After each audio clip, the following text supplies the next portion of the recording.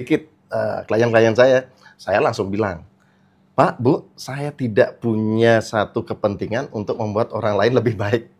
Tapi kalau mau, mungkin saya itu bisa bantu." Itu baru mungkin tuh, belum saya bisa bantu nih gitu. Nah, biasanya ketika dikatakan atau disampaikan seperti itu, kesadaran dia sebagai pemain itu mulai timbul. Nah, karena sebelum dia mempunyai kesadaran sebagai pemain, oh, dia tidak akan mempercayakan dirinya dilatih oleh pelatih ini. Gitu. Oke, satu pertanyaan lagi deh dari saya. Mas Fadli pasti sudah ada komunitas tertentu, pendampingan gitu ya, atau apa, bisa cerita sedikit deh gitu. Karena nanti ada satu pertanyaan, kenapa itu penting gitu? Oh, oke. Kalau di Oke, sebelum dijawab ya, saya sambungkan dulu supaya nanti jawabnya jadi lebih ini. Di pendapat saya ya, itu seseorang itu selalu di 3 posisi. Ada pemain, ada sebagai pengamat atau komentator aja. Ya kita bicara sepak bola deh gitu. Kurang lebihnya 3 nih. Satunya adalah pelatih gitu. Seseorang yang berperan sebagai pemain itu seakan-akan sudah melakukan yang terbaik. Aku sudah ini afirmasi, aku sudah ini gitu. Aku sudah tendang, aku sudah ini gitu ya. Seperti itulah ciri-ciri seorang pemain gitu. Kemudian ciri-ciri pengamat, harusnya lu gini, harusnya lu gitu. Sedangkan dia sendiri belum gitu ya. Artinya kemungkinan juga dia melakukan juga belum gitu misalnya. Kemudian ada yang pelatih. Gitu. Pelatih ini adalah seseorang yang jelas dia punya pengalaman melatih. Sudah terbukti ya mampu membuat seorang pemain itu lebih baik dari sebelumnya kan gitu. Nah, konteks ini Mas Fadli kan juga menjadi seorang pelatih nih. Diposisikan seorang pelatih di mana ada komunitas atau apa, dan kenapa itu penting kan gitu dari perspektif itu gitu. Oke. Tapi aku belum nangkep nih. Kalau antara coach sama pemain clear. Komentator ini di mana posisinya? Posisi komentator dia adalah seseorang yang hanya bertugas komentar aja. Tidak ada sentuhan langsung terhadap perubahan dari permainan si pemain itu. Hanya penonton aja gitu. Harusnya lu gitu, harusnya gitu. Tapi dia nggak tersampaikan, nggak ada ngaruhnya gitu. Nah, semacam itu. Kalau pelatih ngaruh dengan pemainnya gitu. Ya semacam itu. Gitu. Jadi artinya apa? Mungkin para sahabat kita yang menonton ini, Mas Fadli, akan mengerti kenapa pentingnya komunitas yang ada di Mas Fadli, sehingga kenapa pentingnya pendampingan itu sendiri gitu loh maksudnya. Gimana ada situasi itu atau ada pendampingan tertentu sehingga para pemain ini mendapatkan satu pelatih yang pas nih gitu. Gimana nih? Oke. Kalau konteksnya tadi terkait apa yang kita bangun gitu ya, di dalam sebuah komunitas gitu, misalnya Bli juga bangun apa? Mind Dev gitu ya, mind development ya. Ya, mind dev itu saya singkat dari mind development gitu. Mind Dev gitu ya. Oke. Bli Surya di Mind Dev atau saya di Kedamaian ID, rasanya mungkin kita berusaha mewarnai hal yang sama sebetulnya.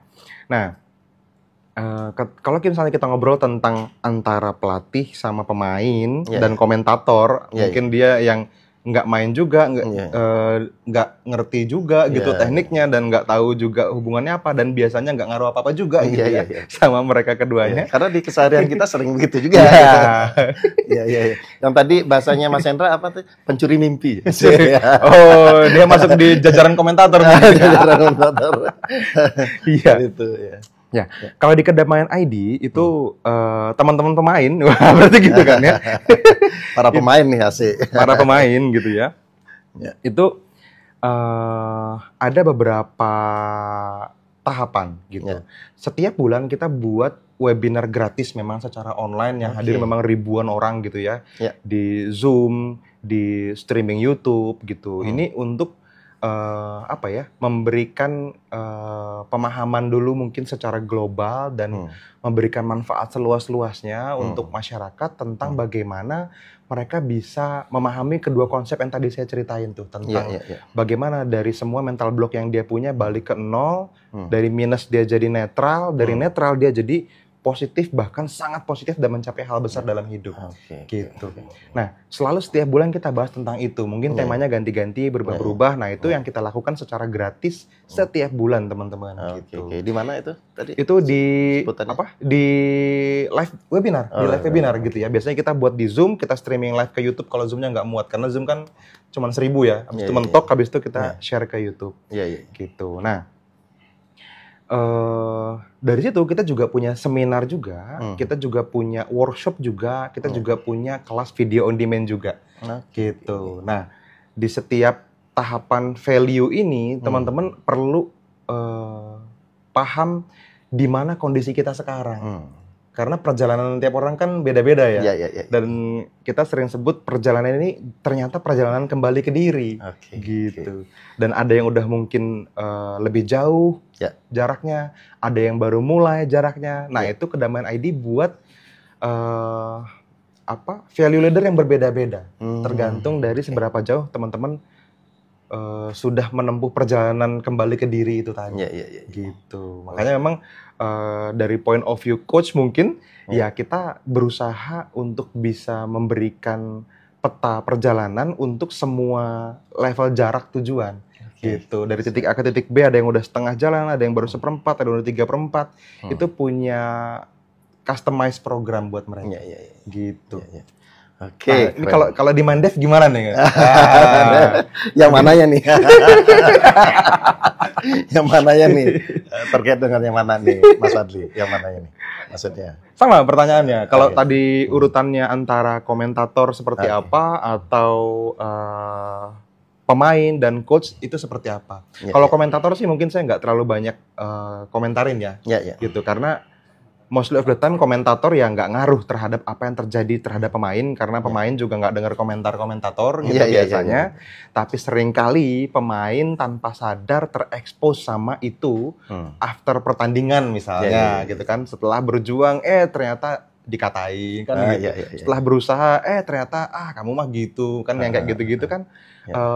Ini tergantung bagaimana identitas diri dia. Balik lagi, kalau dia memang cukup kuat untuk meyakini dirinya mampu ya komentator tetap komentator. Dan memang perlu disadari dan diterima kalau itu pasti ada gitu. Kalau nggak asik permainannya kan ya. Masa kita ngeliatin dia oper-operan doang kan gitu. Nggak dikomenin. Memang ada dan ya begitu hidup gitu. Nah, kalau di tempat beli gimana? Di Mindef gimana? Saya jawab deh. Karena ini kali pertama nih kita ketemu ya, seru ini. Kali pertama banget ini dan belum ngobrol. Emang tadi maksudnya sebelum tadi ini. Memang ini nih spesialisnya Mas Hendra ini. Jadi kita ngobrolin apa? Udahlah, rekam aja gitu. Ya, jadi kalau di Mindef itu ya setidaknya yang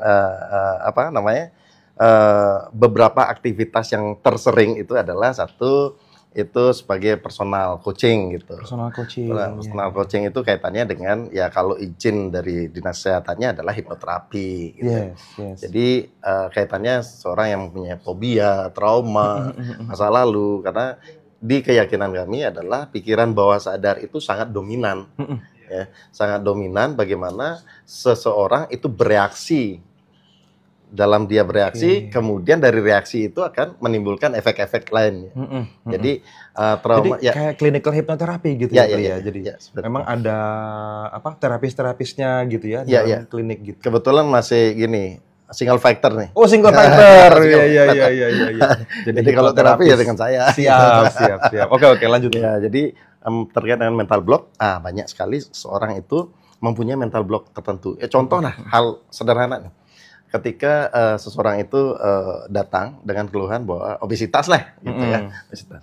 Ya ketika kita bicara obesitas, Pasnya gimana nih? Cocok nih.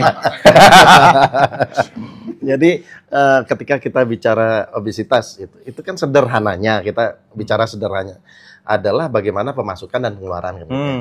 Apa yang kita masukkan, kemudian kita keluarkan melalui olahraga atau apa, itu sesuai porsinya.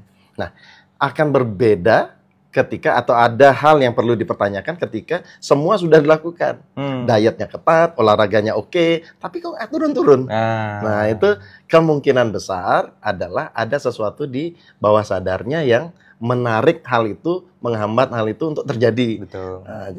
Nah, ketika kita melakukan proses terapi, salah satu contoh itu aja. Jadi dalam bawah sadarnya ternyata ada satu percakapan tertentu, kalimat tertentu yang secara sadar dia pingin langsing, ya, dengan aktivitasnya, bawah sadarnya mengatakan bahwa nggak apa-apa gemuk, yang penting sehat, katanya. Iya. Jadi ini dua satu yang berbeda nih. Yang satunya pingin ke kiri, satunya ke kanan. Nggak apa-apa gemuk, yang penting. Karena di mindset dia dulu waktu kecil, gemuk itu cabi, lucu. Lucu. Jadi data tentang gemuk itu lucu, cabi, menarik itu terinstal. Nah, itu nggak salah. Gitu. Tetapi ketika itu tidak selaras dengan keinginannya, menjadi sesuatu yang menghambat itu aja. Jadi tidak ada sesuatu yang salah sih sebetulnya. Tapi bagaimana dia pinginnya ke sini, bawah sadarnya ke kanan, ya itu yang berbeda. Tapi ketika ini selaras, ajaibnya pikiran, Mas. Begitu terjadi atau berubah, reframing, itu wah sangat signifikan sekali menurutnya. Turun berat badannya. Tentu yang tadi itu aktivitas fisiknya sudah dilakukan maksimal, dietnya ya oke. Nah, tinggal mindsetnya. Nah, seperti itu yang terjadi. Ketika terkait dengan personal hypnocoaching lah. Kemudian yang kedua adalah seminar-seminar, Mas. Corporate segala macam. Nah, biasanya kalau corporate saya lakukan proses juga coaching seperti ini. Jadi corporate saya anggap juga sebagai satu individu. Individu yang unik gitu. Bukan kita yang memberitahu, tapi kita menanyakan apa sih kendalanya? Ada sesuatu yang menghambatkah gitu. Nah, di sana kita gali, kita coaching, ketemulah satu solusi. Nah, di sanalah solusi itu yang diinstal. Ya, kalau konsep pikiran bawah sadar ya diinstal oleh cara-cara hipnoterapi kan gitu. Seringkali saya kasih bumbu-bumbu dikit untuk jalan di atas api, jalan di atas beling, bakar tangan, yang begitu-gitulah. Supaya apa? Supaya menginstal satu keyakinan bahwa oh ternyata suatu yang kita anggap tidak bisa gitu. Iya. Yang tadi katanya adalah pengalaman itu guru terbaik kan gitu ya. Terkadang kita bicara, oh mungkin kok. Tapi ketika tidak ada sesuatu yang secara pengalaman kita lakukan yang kita dulunya anggap tidak mungkin menjadi mungkin, pembuktian diri itu nggak akan terinstal. Baru di level keyakinan yang mungkin yang kedua gitu, atau yang mana gitulah. Nah, artinya tidak akan maksimal. Nah, kemudian yang ketiga adalah workshop. Ya, kebetulan nanti izin ya Mas Hendra ya, Februari nanti di tanggal 2 itu ada pelatihan. Jadi kebetulan kalau di hipnosis 0202. Sih. Ya, boleh dong. Iya. Ya, jadi kalau di hipnosis itu ada 4 level, fundamental, hipnoterapi, kemudian master hipnotis, kemudian instruktur. Kebetulan saya sudah instruktur, jadi diperbolehkan lah untuk membuat pelatihan-pelatihan 3 level ini. Nah, kebetulan nanti yang Februari itu fundamental. Hipnosis, level dasar. Nah, seperti itulah kurang lebihnya Minddev. Artinya apa? Nah, saya tambahkan sedikit, Mas. Nah, terkait dengan 3 posisi tadi itu, pemain, komentator, pelatih. Nah, pelatih selain punya pengalaman, punya sertifikat, mungkin dia sebagai coach, itu harus punya kesadaran pelatih. Kesadaran pelatih. Ya, kesadaran pelatih itu apa? Kesadaran bahwa, ya oke lah, let's say pemain terbaik dunia sepak bola siapa? Kira-kira menurut Mas Fadli? Atau ya Cristiano Ronaldo. Ronaldo yang semua orang lebih tahu lah, atau Messi gitu. Pertanyaannya apakah mereka punya pelatih atau enggak? Punya. Oke.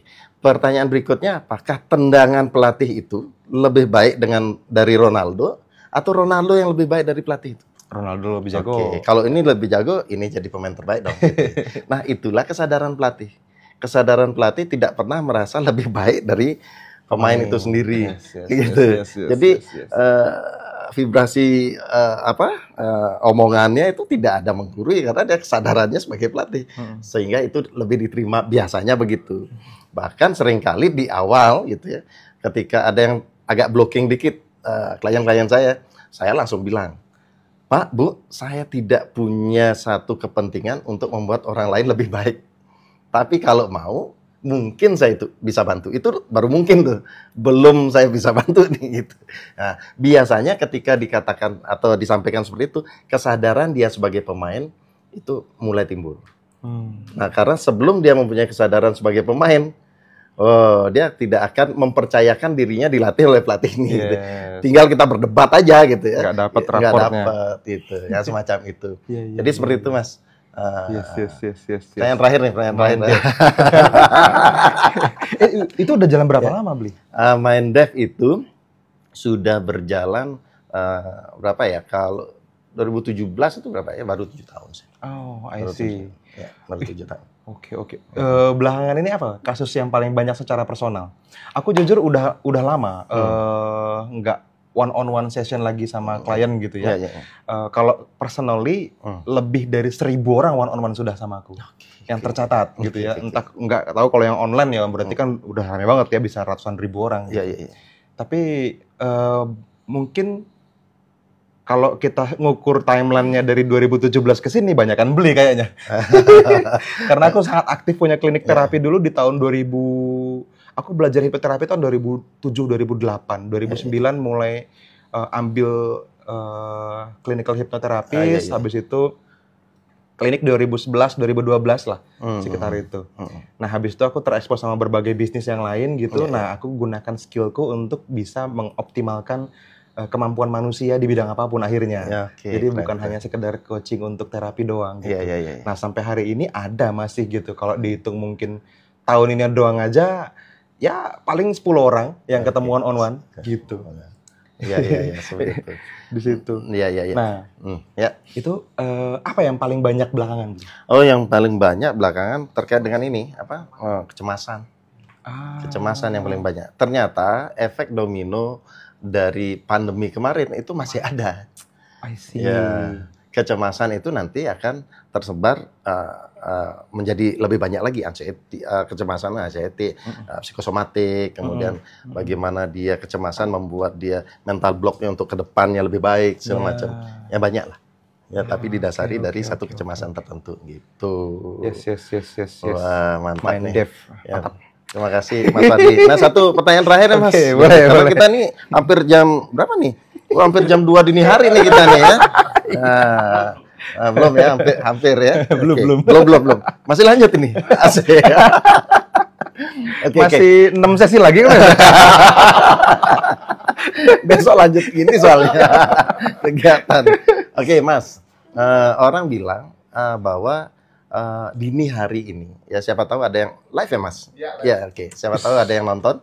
Itu dini hari. Mantap. Keren. Ya, ada yang mengatakan dini hari ini adalah bagaimana waktu yang sangat tepat terhubung olehnya. Jadi setelah ini mungkin bisa melakukan apa nih? Bagusnya gimana nih? Apakah seperti itu adanya atau bagaimana? Dan kasih tips dan trik setelah ini mereka boleh melakukan apa bagi yang live nih gitu. Sebaiknya ngapain nih gitu. Ada yang live soalnya iya. Atau teman-teman yang nonton rekamannya nanti coba praktekin juga waktu dini hari kayak gitu ya. Okay. Nah, itu sebenarnya tadi kita baru bahas tuh ya tentang apa tadi sebutannya? Brahma Muhurtab ya. Mantap ya. Kalau di Jawa Tengah nggak ada tuh. Nggak ada. Nah, kalau di Jawa namanya Brahmo. Oke, gimana tuh? Ya, aku setuju sama point of view itu dan sudah banyak terbukti juga gitu ya. Jadi ada banyak ahli juga yang berhasil membuktikannya gitu ya. Di waktu-waktu tertentu dan bahkan ada banyak riset spesifik sampai di menit tertentu. Jadi jam 3.20 sampai jam 3.40. 3.20 sampai jam 3.40 itu kalau kita meditasi, habis itu kita melakukan apapun yang kita mau lakukan, itu hasilnya berkilauan. Mungkin simpelnya gitulah. Keren gitu. Nih, menarik. Jadi, dan yang menarik, ternyata datanya itu sangat mungkin terjadi karena memang ada di derajat dan lintang tertentu yang happen to be negara kita ada di garis khatulistiwa dan itu masuk dalam kategori itu. Iya. Gitu. 33 derajat apa tadi? Longitude. Emang iya? Longitude apa longitude? 33 derajat katanya. Jadi memang energi itu selalu berada di tempat dan waktu yang tepat. Dan ternyata bisa dibuktikan dan ada banyak risetnya gitu. Dan mungkin apa yang banyak disaksikan banyak orang gitu ya, kayak Pak Dokter kan, Pak Wayan mungkin cerita tentang automatic writing gitu ya. Atau apapun. Di US ada yang bilang ayahuasca kan gitu ya. Tercapainya sebuah kesadaran atau kecerdasan di mana bahkan belum ada yang pernah ngajarin. Gitu, atau ditemukannya sebuah solusi yang masalahnya belum pernah ada. Kan kalau masalahnya udah ada kan kita belajar dari yang udah pernah ngerjain kan gitu ya. Tapi kalau belum pernah ada yang bikin kan wangsit berarti kan gitu ya. Nah, dan saya tertarik, Mas Angga bisa balik sedikit. Saya pingin baca belakangnya itu baju. Hanya sunyi yang sanggup mengajarkanku untuk tidak mendua. Nah, itu seger nih, gimana nih Mas? Terjadi di jam itu justru menurutku. Nah, aku sharing tadi sama Mas Angga, sama Mas Denny gitu. Kalau anakku yang kecil, yang tengah, umurnya kan sekarang 2 tahunan lebih ya. Ini baru 1-2 minggu ini dia tuh sering banget bangun di jam 3:30. Antara jam 3 sampai 3:30 dia bangun minta main. Gitu. 3:30. Iya, spesifik di jam itu dan kok ya terus menerus gitu. Gitu. Dan kalau aku review sama istriku, oh ya ini kayaknya anak kita yang pertama juga waktu umur segini sering ngajak main di jam ini kok gitu. Terus ada kaitannya mungkin sama ya di jam itu kadang-kadang kita sadar bangun terus cuman pipis tidur lagi. Gitu kan. Bahkan merasa terganggu. Baru jam 3 lewat udah bangun lagi kan gitu ya. Jadi padahal itu mungkin sinyal alam semesta. Mungkin itu sesuatu yang kalau misalnya kita ikutin flow-nya akan sangat powerful untuk dilakukan. Gitu. Jadi meditasi dulu, habis itu teman-teman bisa ya lakuin apa yang teman-teman mau lakuin. Nulis ya nulis gitu. Ngoding ya ngoding kalau programmer gitu kan. Ngerencanain konten atau riset bisa kalau misalnya konten kreator misalnya. Hal-hal seperti itu terjadi. Nah, karena ini belum 2.30 gitu ya, sambil menunggu. Makanya ada 6 sesi kan, sampai jam 3.40 pokoknya nih. Saya tertarik gitu, karena begini, ya kalau di NLP yang mengatakan bahwa kata itu belum punya makna sebelum dimaknai kan gitu ya. Kata meditasi itu bagi banyak orang akan berbeda. Betul. Tapi setidaknya spesifik bagaimana meng-attract berkah semesta itu meditasi yang seperti apa sih? Langsung ke teknis nih, teknis. Meditasinya meditasi sadar, jadi bukan meditasi kekosongan. Kan meditasi ada banyak ya, form of meditation ada banyak ya. Cuman ada satu form of meditation yang saya sangat suka yang diajarin sama Vincent Lakhiani dari Mind Valley, gitu ya. Ini juga beliau juga belajar dari siapa lagi ya. Kita banyak menurunkan ilmu dari mana-mana ya. Kita cuman merasakan manfaatnya dan happy, kita sharing sama teman-teman juga gitu. Jadi Six Phase Meditation ini adalah meditasi yang dengan sengaja membayangkan beberapa fase, gitu. Six Phase itu berarti ada 6 fase dong? Ada 6 fase, gitu. Mungkin nanti ini kita sharing detailnya di video lain kali ya. Gitu ya. Jadi 6 fase nih ya? 6 fase gitu nanti ya. Nanti setelah meditasi di jam 2.30, jam 4 lah. Jadi seperti itu ya. Ada meditasi yang memang ya dengan sengaja teman-teman merasakan kasih sayang, bersyukur, memaafkan gitu. Terus membangun impian, deep talk sama diri sendiri tentang apa yang mau dicapai. Nanti mulai kebayang caranya gimana, kadang-kadang muncul ide di sana dalam meditasi itu. Dan terus meyakini bahwa kita selalu diberkahi. Nah, fase-fase itu dengan sengaja dibayangkan dalam kondisi yang sangat rileks. Nah, itu kurang lebih tentang Six Phase Meditation yang dilakukan. Kalau Mas Fadli, kalau mau tersampaikan, Mas Fadli adalah seorang titik-titik apa yang paling nyaman di ini? Entrepreneur kah? Apakah? Apa ya? Apa kira-kira? Aku belum sempat mikirin, Bli. Nggak tahu, menurut teman-teman apa? Mungkin komen nanti siapa tahu ya, boleh. Ada yang cocok gitu ya. Mungkin menurut teman-teman ada yang cocok. Karena aku mau bilang satu entitas tertentu ternyata itu cuma sebagian, Bli. Gitu. Aku siapa kita ini kan tergantung konteksnya apa gitu. Gitu. Mau bilang life coach, aku juga pembelajar juga, gitu kan. Mau cerita tentang forex trader, aku ya trading juga. Dan membangun komunitas cukup besar juga di Indonesia gitu. Mental trading berarti misalnya gitu kan. Aku pikir ya Setidaknya sekarang ini.